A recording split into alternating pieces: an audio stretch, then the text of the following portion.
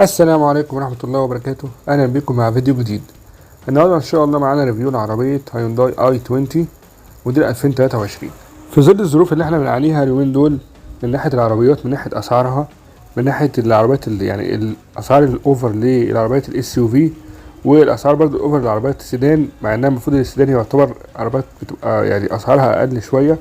بنلاقي إن الهاتشباك حل كويس جدا وبديل للحوار ده، أو في الحوار ده بمعنى إن هو بيجمع بين مثلا ان هو ممكن يبقى حاجه اس يو في بس على اصغر شويه، وفي نفس الوقت حاجه برضه سعرها يعتبر قريب من سعر السيدان. فاحنا النهارده هنتكلم عن عربيه هيونداي i20، هنتكلم عنها بالتفصيل، فئاتها واسعارها والموتور بتاعها ومواصفاتها من بره ومن جوه. العربيه بتنزل باربع فئات، اسعارهم بيكون بالترتيب: اول فئه 625,000، تاني فئه 660، تالت فئه 685، رابع فئه 710,000. دي طبعا الاسعار الرسميه للعربيه.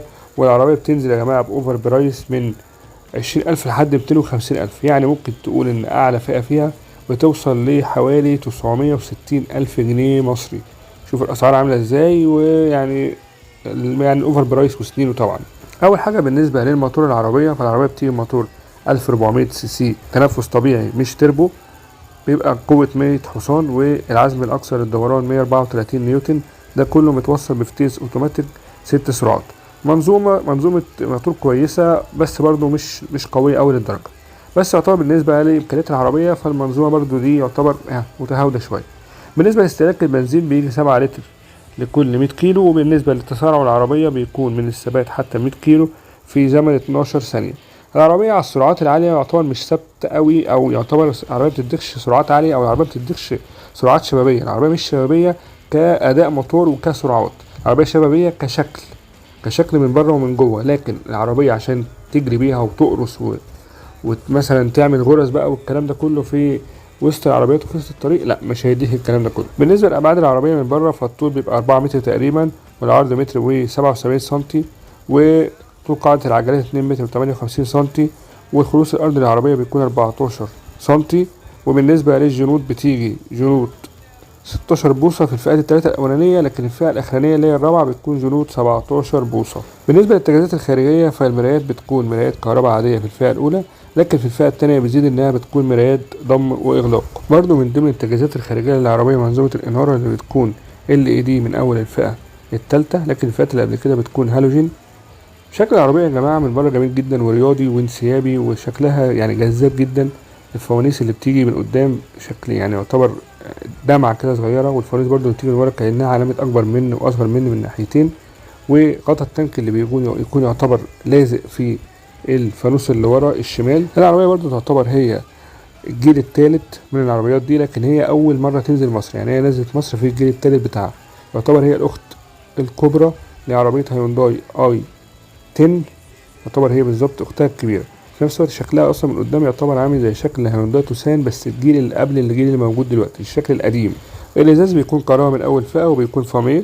تاني فئه بيكون فيها حساسات ركن اماميه وكاميرا خلفيه، ده بالنسبه للتجهيزات اللي بره. وتالت فئه بيزيد اللي بيكون فيها فوجات. بالنسبه برضو للشنطه، مساحه الشنطه بتيجي 140 لتر. بالنسبه لعوامل الامان والسلامه، فالعربيه بتيجي من اول فئه ب2 ايرباج، وبيكون فيها من انظمه الفرامل نظام ABS اللي هو نظام فرامل مانع عن الانغلاق، وفيها نظام EBD اللي هو توزيع قوة الفرامل إلكترونيا، وفيها مثبت سرعة، وفيها ASB اللي هو الثبات الإلكتروني أو الاتزان الإلكتروني. تاني فئة بتزيد اللي بيكون فيها حساسات ركن، بيكون فيها كاميرا خلفية. تالت فئة بتزيد اللي بيكون فيها تشغيل وإيقاف المحرك بدون مفتاح اللي هو ستارت وستوب انجن. رابع فئة بتزيد اللي بيكون فيها حساسات ركن أمامية وخلفية، وبيكون فيها كيلس انتري اللي هو دخول العربية من غير مفتاح. بيكون فيها 2 ايرباج زياده عن الفئات اللي فاتت، يعني بيكون فيها 4 ايرباج. لو اتكلمنا بقى في المقصوره الداخليه للعربيه، فالعربيه من اول فئه لحد اخر فئه الفرش فيها بيجي قماش.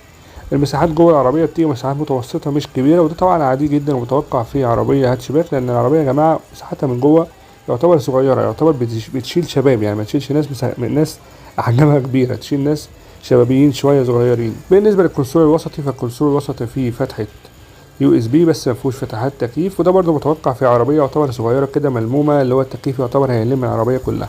لو انتقلنا بقى للكونسول الوسطي من قدام، هنلاقي ان العربيه فيها مسند يد جلد، في برضو من جوه مساحه تخزين برضو يعني كويسه مش كبيره قوي، في برضو فرامل يد عاديه، في 2 كاب هولدر، في تكييف بيجي في الفئه الاولى بقر، لكن الفئات اللي بعد كده بيكون تكييف اوتوماتيك، شاشه عدادات موجوده برضو انالوج، وفي شاشه 8 بوصه تدعم الابل كار بلاي والاندرويد اوتو، ده من الفئه الثانيه.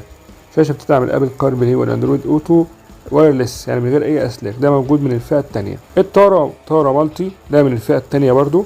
بالنسبه للماتيريال بتاع الابواب، فماتيريال الابواب كله بلاستيك مفهوش جلد، يعني عربيه يا جماعه برضو يعتبر يعني حاجاتها من جوه اقتصاديه. العربيه بتنافس في السوق تويوتا ياريس وسيات ايبيزا، لكن احنا لو اتكلمنا هنلاقي ان تويوتا ياريس او اصغر منها، لكن تويوتا ياريس بتقدم موتور اكبر منها اللي هو 1500 سي سي، لكن بالنسبه لها شكلها اصغر.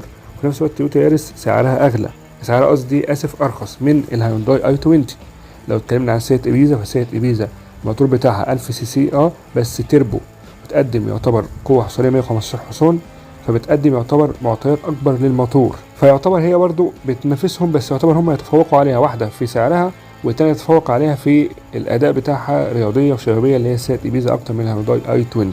لو اتكلمنا بقى عن مميزات العربيه وعيوبها، المميزات ان العربيه يعتبر حل او بديل للناس اللي بالنسبه لها بتبقى او حل في السوق المصري حاليا للواحد اللي عايز يشتري عربيه، اللي هو عايز يشتري عربيه كبيره او اس يو في فيلاقيها غاليه، لا طب ما يشتري مثلا عربيه هاتشباك برضو شكلها شيك برضو، وبالنسبه له هو يتعامل بقى مع حكايه العربيه انها برضو الاداء بتاعها برضو مش الاوفر او مش الشبابي قوي، اداء عادي، برضو حاجه كويسه. طبعا هيونداي علامه موثوقه ومعروفه في السوق المصري، فهتلاقي فيه قطع غير متوفره، وهتلاقي فيه سهوله في اعاده البيع لو حبيت تبيع. العربيه شكلها طبعا جميل وانسيابي والكلام ده كله، عربيه مثلا تعتبر تناسب الشباب وتناسب في نفس الوقت برضو البنات، او تناسب مثلا عيله صغيره حجمها صغير. لكن لو اتكلمنا بقى في العيوب، فهنلاقي ان العربيه مثلا خامتها من جوه بلاستيك، العربيه وسائل الامان فيها مش كتيره للدرجه. العربيه برضو يعني كمنافسين ليها، فالمنافسين يتفوقوا عليها زي ما لسه قايلين من شويه. يعني من الاخر لو حضرتك مثلا شاب او او مثلا بنت او عيله صغيره ومعاكم مثلا تمن العربيه دي وعايزين مثلا تجيبوها، او عايزين مثلا تجيبوا عربيه يعتبر في المتوسط بالنسبه لاسعار اليومين دول، وفي نفس الوقت برضو يعني تقدروا بعد كده لو حابين تغيروا او تبيعوا تعرفوا تبيعوها، يبقى برضو يعتبر هيونداي اي 20 حل كويس جدا بالنسبه لكم. وده كان ريفيو سريع عن عربيه هيونداي اي 20 موديل 2023. لو عجبك الفيديو ادعمنا بلايك، ولو لسه ما اشتركتش في القناه دوس سبسكرايب وفعل زر الجرس عشان يجيلك كل جديد، ونقابلكم ان شاء الله مع فيديو تاني، والسلام عليكم ورحمه الله وبركاته.